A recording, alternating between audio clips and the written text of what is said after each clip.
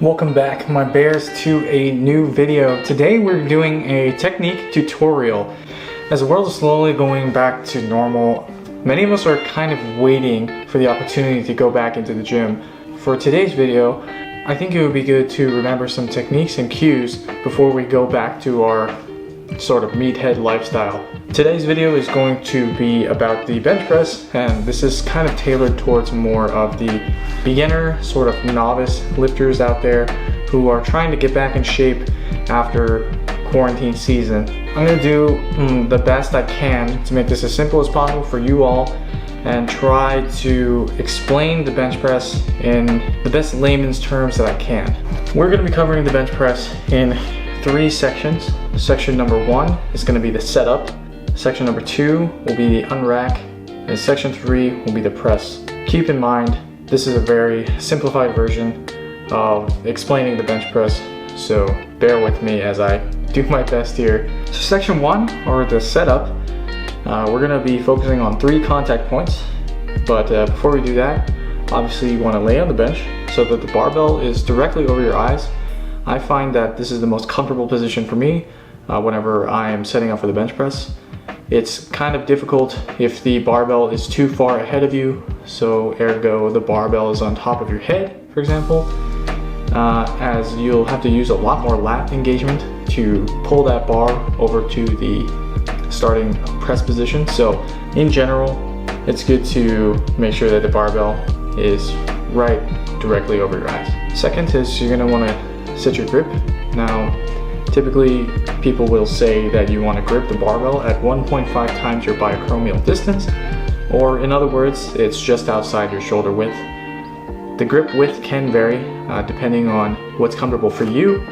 It may not necessarily be comfortable at a 1.5 times biacromial distance, so play around with your grip. Just make sure you don't go too narrow or too wide. It can lead to a lot of problems with the wrist and elbows, not to mention your shoulders as well. Contact point number 1 is going to be your upper back. You're going to want to pull your shoulder blades back and down, or in other words, scapular retraction and depression. This is going to make it so that your upper back is very tight and you will have a firm, solid, and stable base for you to press off of. For example, you wouldn't want to sit on a wobbly chair. You wouldn't want to bench press with a loose back.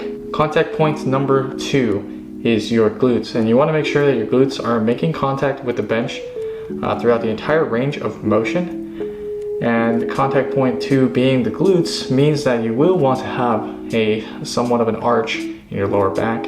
So contact point number 3 is going to be your feet, and so your feet need to be firmly planted to the floor, meaning that you're not on the balls of your feet or on the heels, but your entire foot is safely on the floor for you to press off of. This will be crucial for a technique called leg drive, but we can get to that later. So now we're moving on into section number 2, and like I mentioned earlier, this is the unracking phase. There are a variety of ways that people like to unrack the bar in this phase, but I find the simplest way is to just brace your core by utilizing the Valsalva maneuver. The Valsalva maneuver is a technique commonly used amongst powerlifters before lifting maximal loads, and basically what you want to do in layman's terms is to take a deep breath, push it down into your gut, and brace yourself for the impending load. During the unrack phase, you'll also want to bring the barbell over to your chest. You don't want the bar too far over your chest, and you don't want the bar over your face as well. So basically, the bar should be right over your chest and your arms should be about perpendicular to the floor. Section number 3, the last section, we're going to be going over the press now. The most exciting part of all this, I guess. In the press, you want to then bring the barbell down to your chest and make contact in a controlled manner.